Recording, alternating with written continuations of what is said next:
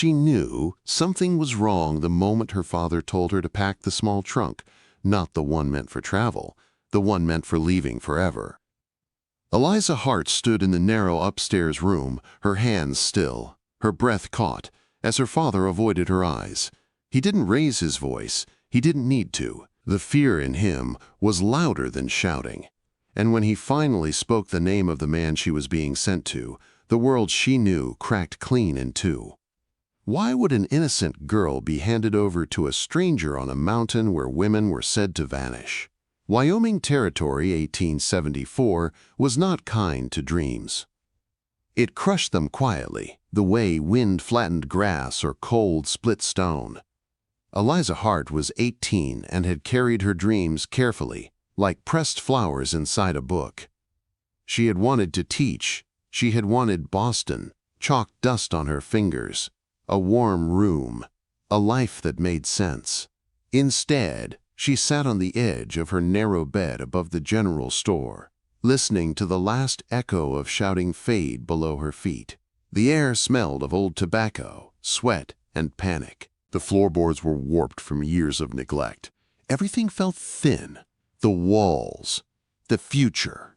Her father stood near the door, twisting his hat until the brim bent. "Pack the small trunk," he said again, voice rough.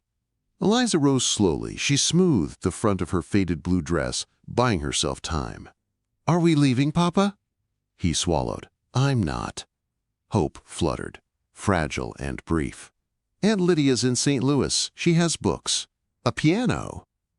"No," the word fell heavy. "You're going up to Iron Peak, to Boone Calder." The room went cold. Boone Calder, the mountain widower. The man people whispered about when the fire burned low. They said he lived above the snow line, that his first wife had died screaming, that he broke horses with his bare hands. "He's twice my age," Eliza said, her voice barely there. "They say he's cruel. They say a lot of things." Her father snapped, fear sharpening his tone. "He's paying my debt, all of it. If I don't settle by tomorrow, they take the store, they take the house, they take my hands." Understanding struck like a blow. "You traded me, quote. I arranged a marriage," he insisted, slamming his hat onto the dresser. "You'll be fed, you'll be warm. He has land. He has children that need a mother." Eliza stared at him, her chest tight. She was untouched, unkissed. Her knowledge of men came from church sermons, and the way she lowered her eyes when drunks stared too long. Now she belonged to a man she had never spoken to. "He's coming at dawn," her father said, already turning away. "Be ready." That night, Eliza didn't sleep. She watched moonlight stretch across the empty street below and wondered if anyone would notice if she vanished. The prairie offered no mercy. Without a horse or gun, running meant dying slower. Dawn arrived pale and cold. She wore her best Sunday dress. Her trunk waited by the door. The wagon that stopped outside was pulled by massive draft horses.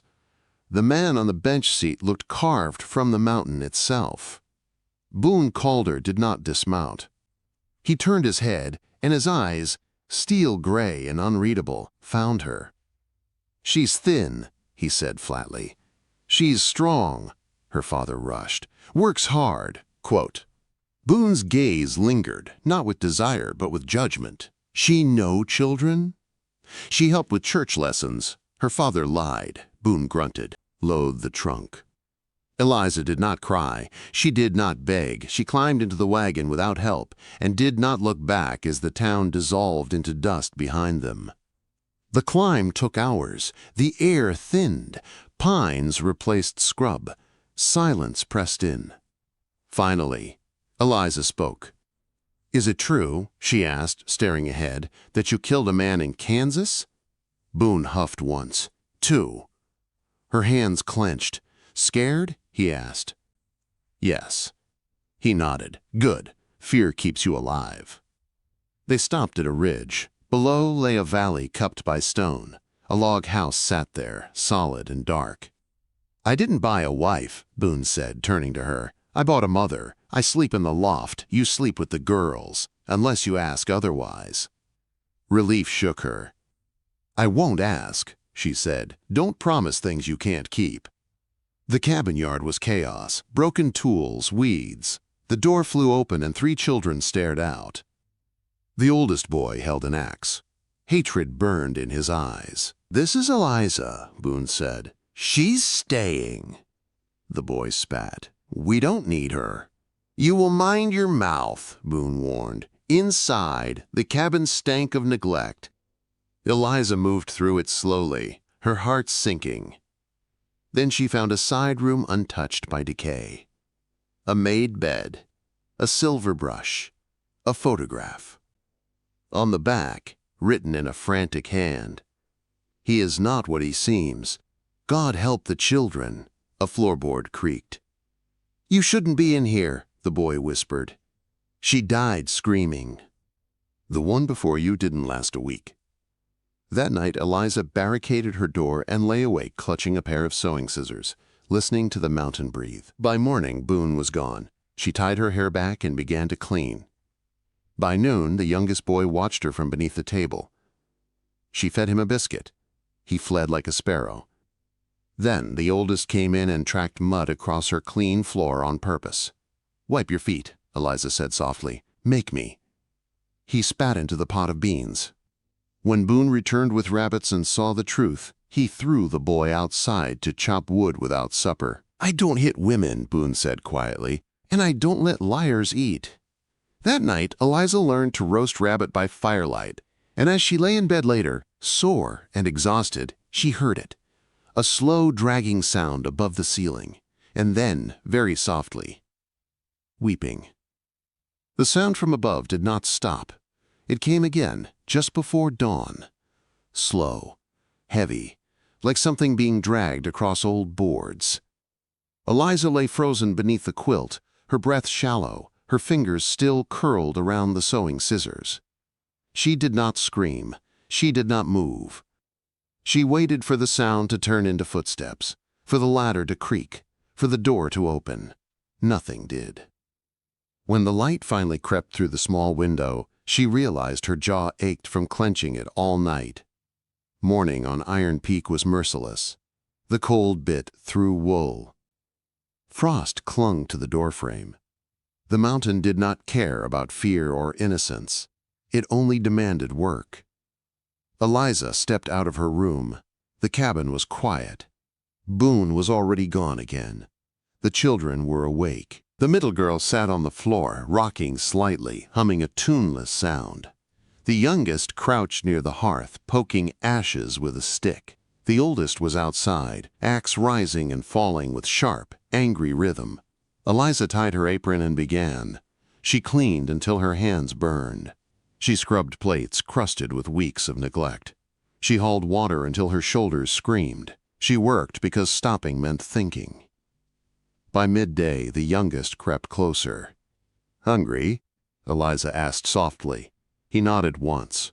She gave him the last biscuit and a smear of apple butter. He took it without meeting her eyes and retreated to the corner. Still, he ate. It felt like a victory.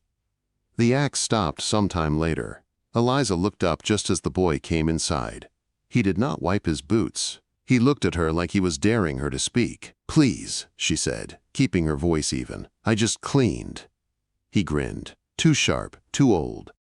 He walked straight to the stove and lifted the lid on the beans. "Don't," she said. He spat anyway. Shock held her still. "Why would you do that? That's your food." Quote, "I ain't eating yours," he said. "The last one cooked better," before she started seeing things. Eliza's stomach tightened. "What was her name?" He shrugged. "Names don't last up here."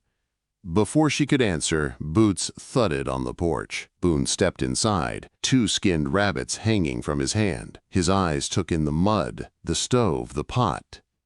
"She lying," the boy said quickly. "She burned it." Boone said nothing. He lifted the lid. He looked at the floor, at the clean boards, at the fresh tracks.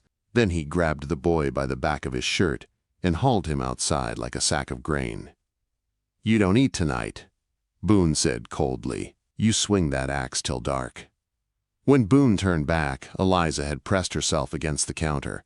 "I don't hit women," he said again, slower this time. "You're safe." Her knees trembled. That night, the axe thudded long after the fire burned low. Later, when Eliza lay down, the sound returned, dragging, weeping. She did not sleep. 3 weeks passed. Leaves turned gold. The air sharpened. Eliza learned the rhythms of the house. She learned the girl only spoke when whispered to, that the youngest would follow her anywhere for honey, that the oldest watched her like a storm waiting to break. The sounds above continued, always at night, always when the wind fell quiet. One morning, Boone shouldered his rifle. "I'll be gone till sundown," he said. "Wolf's been stalking the herd." "We'll stay close," Eliza said. She surprised herself with how steady she sounded. "Don't go past the creek," he warned. "Keep the rifle near." She nodded. At the creek, the water numbed her fingers as she scrubbed linens against stone. The children played nearby. Then the birds stopped. Silence fell hard. Eliza looked up. The wolf stood across the water, massive, gray-white fur matted, yellow eyes locked on the smallest boy. "Come here," Eliza whispered slowly. The wolf stepped forward. Eliza grabbed the washboard. "Run!" she screamed. The children fled. The wolf lunged. She swung. The board cracked against its snout. Pain exploded as teeth closed on her arm. She fell, mud filling her mouth, the weight of the beast crushing her. Then, a gunshot. The wolf collapsed. Eliza gasped, pushing the body away. The oldest boy stood on the porch, rifle smoking, his face pale with shock. Boone arrived seconds later, flying from his horse. "It missed the artery," he growled, binding her arm. His hands shook. "You're going to live." Inside, he stitched the wound, his eyes locked on hers. "Talk to me," she gasped. "I've never seen anyone fight a wolf with a washboard," he said. She laughed, then cried. That night, the snow began. The first storm trapped them for days. The cabin grew close, the air thick. Boone watched her now. Their hands brushed, their eyes lingered. On the second night, the youngest fell ill. Fever burned him. Eliza took command. "Cool water, vinegar, fewer blankets." Boone obeyed without argument. By dawn, the fever broke. Boone sat by the fire, head in his hands. "I couldn't save their mother," he said, "or the woman who came last winter." "Tell me," Eliza said gently. "She ran into a storm," he whispered. "People think I killed her." "Did you?" He met her eyes. "No." Silence stretched. When he leaned in, it was slow, questioning. Their lips touched, soft, careful. Then a thump from above. Boone stiffened. "That wasn't the wind." Before he could move, the door rattled. A voice cut through the storm. "U.S. Marshal." "Open up." Eliza's blood ran cold. Boone reached for his rifle before the pounding came again. "Who's there?" he shouted. "U.S. Marshal." A voice barked through the wind. "We have a warrant." Eliza's heart slammed against her ribs. She pulled the quilt tighter around her shoulders, suddenly aware of her bare feet on the cold floor. Boone crossed the room in 3 long strides and slid the bolt back. The door burst open in a swirl of snow. 3 men stumbled inside. One was half frozen and barely standing. Another looked nervous, his eyes darting. The man in front pulled down his scarf, his mouth curling into a slow, ugly smile. Eliza knew that face. "Garrett Hale," she breathed. He looked at her, then at Boone, his grin widening. "Well, now, seems the mountain's been busy." Boone didn't lower the rifle. "State your business." Garrett stepped closer, brushing snow from his coat like he owned the place. Boone called her. "You're under arrest. For the murder of Mary Fowler." The words hit the room like a dropped plate. "That's a lie," Eliza said, her voice sharp despite the fear clawing at her chest. Garrett didn't even look at her. "We found her journal. She mailed it before she died. Says Boone was poisoning her. Says he kept secrets in his attic." Boone went still. "Step aside," Garrett said lightly, "unless you want this to end ugly." Boone's body shifted in front of the ladder without him thinking about it. A wall of muscle and resolve. "There's nothing up there," he said. "Just old furniture." "Then you won't mind us looking." Garrett nodded to the nervous deputy. "Go." Boone glanced at Eliza. His eyes held something raw. A plea. "Trust me." Slowly, he stepped aside. The deputy climbed the ladder and pushed open the attic hatch. Seconds passed. Then, a shout. A crash. Wood splintering. A strange, broken sound that didn't belong to any animal Eliza knew. "Get him down here," Garrett ordered. The deputy reappeared, pale as death, dragging something with him. Someone. The man collapsed onto the floor in a heap of rags and scars. His beard was matted. The left side of his face was a twisted ruin of old burns. He rocked back and forth, clutching a small wooden horse, whimpering softly. Boone dropped to his knees. "Jed," he whispered. Eliza's breath caught. "Your brother, you said." "I lied," Boone said hoarsely. "I couldn't kill him." Garrett laughed, cold, sharp. "Jed called her, wanted for robbery years back, and you've been hiding him like a dog." He kicked Jed in the ribs. "Stop!" Eliza cried, stepping forward. Garrett turned and struck her without warning. Pain exploded across her face. She fell hard, tasting blood. Boone roared. He launched himself at Garrett, driving him into the table. They crashed together, fists flying. Boone's rage shook the room. But the deputy was faster. A pistol butt slammed into the back of Boone's head. Boone crumpled. "No!" Eliza screamed. Garrett stood, wiping blood from his mouth, breathing hard. He snapped iron cuffs around Boone's wrists. "Assaulting a federal officer," he sneered, "and harboring a fugitive." "This is wrong," Eliza sobbed. "You're wrong. Save it for the gallows." The deputy dragged Boone and the whimpering Jed into the storm. Boone turned his head once, his eyes locking on Eliza's.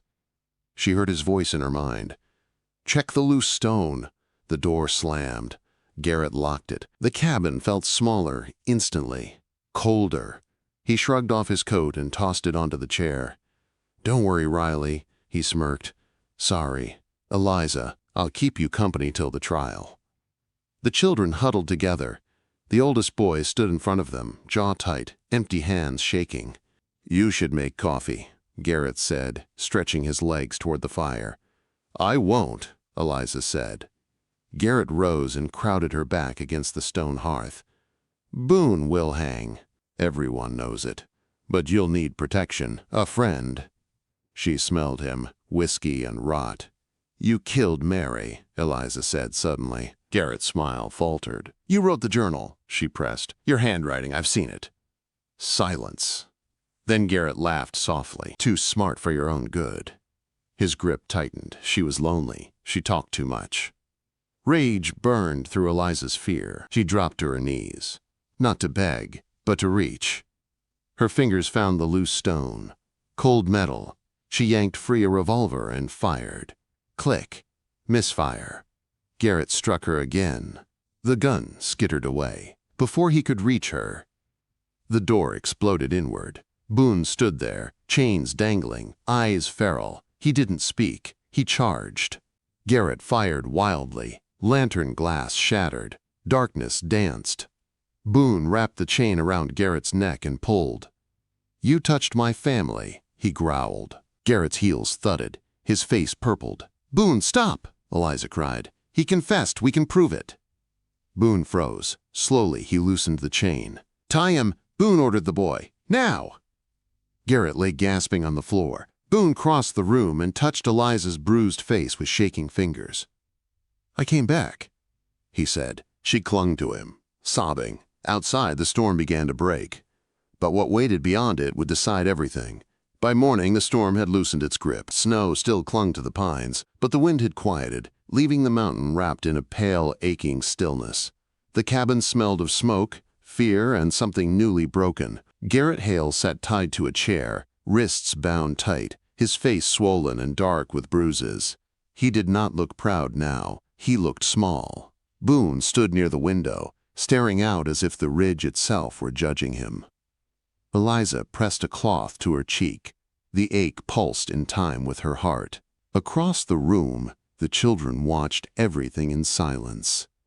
The oldest boy stood closest to Boone, his shoulders squared in a way that was new, protective. When hoofbeats finally echoed from below, Boone turned. The deputy arrived with 2 more men. Word had traveled faster than snowmelt. Garrett was hauled to his feet, spitting curses, still laughing as if he believed himself untouchable. "You won't hang me," he sneered. "No one believes mountain folk." Quote.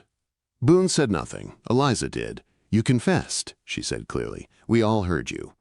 Garrett's smile faltered for just a moment. They took him away. The deputy cleared his throat and looked at Boone. "You'll come too. Judge will want to hear it all." Eliza's chest tightened. "And the children?" Boone glanced at them, then back at her. "They stay. With you." The words carried weight. Trust. Fear. Something else neither of them named. The ride down the mountain felt longer than the climb had been. Boone rode between 2 deputies, chains gone but judgment heavy in the air. Eliza followed in the wagon, the children bundled close. The youngest slept against her side. The girl hummed softly, the tune almost peaceful now. The town of Bitter Creek rose out of the dust like a place that had been waiting. People stared. Whispers followed. The mountain man had come down at last, and not in chains like they had expected. The jail was small, cold. Boone was led inside without ceremony. Eliza stood in the street, the weight of eyes pressing in. Women she recognized turned away. Men watched her with curiosity sharpened by rumor. That night, Eliza and the children slept in the back room of the church. She lay awake, staring at the ceiling, replaying every word Garrett had spoken, every truth that now had to survive daylight. The trial began 2 days later. The courtroom was packed. The judge was an older man with tired eyes. He listened without interruption as the deputy spoke, as Boone told his story in a voice stripped bare of pride, as Eliza stood, hands trembling only once, and repeated Garrett's confession word for word. The oldest boy testified too. "He hurt her," he said simply, "and he said he killed the woman." He laughed. The room shifted. Then the journal was brought forward. The handwriting was compared. Receipts from the general store. Notes signed by Garrett Hale himself. The truth did not rush in. It crept. But once it arrived, it did not leave. Mary Fowler's body was exhumed. Arsenic was found. Garrett's laughter died. The verdict came on a gray afternoon. Guilty. He did not look at Eliza as they led him away. He stared straight ahead, jaw locked, like a man already falling. Boone was cleared of all charges. Outside the courthouse, the mountain air felt cleaner than it ever had. Boone stood uncertain, as if waiting for someone to tell him where to go next. Eliza stepped toward him. "It's over," she said softly. He looked at her then. Really looked. The bruise on her cheek, the steadiness in her eyes. "I don't know how to thank you." "You already did," she said. "You came back." The judge granted Boone custody of his brother, declaring the mountain a safer place than any asylum. When Jed was brought out, clean and calm, clutching his wooden horse, Eliza felt tears burn. They rode back up Iron Peak together. Spring followed close behind them. Snow pulled back. Streams ran wild. The cabin looked different in the sunlight, less like a prison, more like a beginning. Boone repaired the attic. Windows were cut where shadows had lived. Light poured in. The children laughed more. The oldest boy no longer slept with a knife. The girl read aloud by the fire. Jed sat on the porch and watched clouds drift, peaceful. And Eliza stood at the doorway one evening, watching Boone teach the boys how to mend a fence. The man the town had called a beast moved gently now. Carefully. He felt her gaze and turned. For a moment, neither spoke. The mountain held its breath. Spring did not rush Iron Peak. It arrived the way healing always did. slowly, carefully, as if afraid of waking old wounds. Snow lingered in the shadows long after the valleys turned green. Water ran loud in the creeks. The air smelled of damp earth and pine sap. Eliza woke each morning to the sound of life returning, and with it, the quiet question she carried in her chest. What happens now? Boone worked from dawn to dark. He rebuilt what had been neglected for years. The fence line straightened. The barn roof stopped leaking. The attic, once a place of fear, became bright and clean. New windows let sunlight spill where darkness had lived. Eliza helped where she could, her injured arm still stiff but healing. She cooked meals that lasted more than a day. She scrubbed until the cabin smelled like soap and wood smoke instead of despair. She read aloud in the evenings, her voice steady, filling corners that had known only silence. The children changed. The youngest slept through the night now, no longer jerking awake at every sound. The girl stopped humming to herself and began asking questions. About letters, about numbers, about stories. Eliza answered them all. The oldest watched everything. He still spoke little, still held himself tight, like a door braced against a storm. But he listened. And sometimes, when he thought no one was looking, he helped his siblings without being told. One afternoon, Boone handed Eliza a small parcel wrapped in cloth. "For you," he said. Inside was a simple book, its cover worn, its pages soft from use. "I found it in town," he added. "Figured you'd want something that belonged to you." Eliza swallowed hard. "Thank you." Their fingers brushed. Neither pulled away. At night, when the fire burned low, they sat across from each other, the space between them shrinking without either moving. They talked about small things, weather, crops, the children's habits. They did not talk about the kiss, or the trial, or the way Boone's eyes followed her when he thought she wasn't looking. One evening, a letter arrived from below the mountain. Eliza recognized the handwriting at once. Her father. She read it alone by the window, the words tightening her chest. He asked for money, apologized without really apologizing, wrote as if nothing had been taken that could never be returned. Boone found her there, staring out at the trees. "You don't have to answer it," he said. "I know," she replied. "But I will." She folded the letter carefully and placed it back in the envelope. Some things need an ending. That night, Boone woke to the sound of movement. He found Eliza in the kitchen, standing barefoot on the cold floor, her book open in her hands. "Couldn't sleep?" she said. He nodded. "Me neither." Silence settled between them, heavy but not uncomfortable. "I was going to leave," Eliza said suddenly. Boone stiffened. "When?" "Before the trial. Before the storm broke." She met his eyes. "I stayed because the children needed me." "And now?" he asked. She took a breath. "Now, I don't know if I want to go."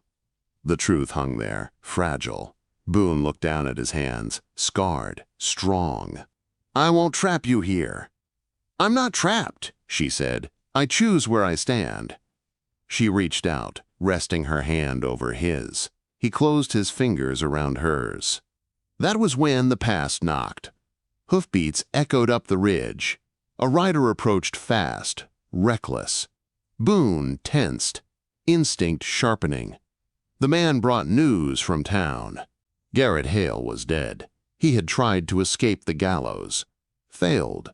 The mountains swallowed the sound after the rider left. Boone stood still, jaw tight. Eliza stepped closer. "It's over." He nodded, but his eyes were distant. "It doesn't feel like it." That night the wind returned, not violent, just present, moving through the trees like a memory refusing to fade. Eliza lay awake, listening. Then she heard Boone move. She found him outside, sitting on the porch steps, staring into the dark. "Do you ever feel like the mountain is waiting?" he asked quietly. "For what?" "For me to fail again." She sat beside him. "You didn't fail." "I survived," he said. "That's not the same." She leaned her head against his shoulder. He did not move away. "You came back," she said. "You fought for the truth. You built something here." He turned to her, his voice rough. "And you?" She looked up at him. "I found a home where I wasn't supposed to survive." The space between them closed. This time, when he kissed her, it was deeper, certain. His hands trembled as if he were holding something precious and breakable. When they finally pulled apart, Boone rested his forehead against hers.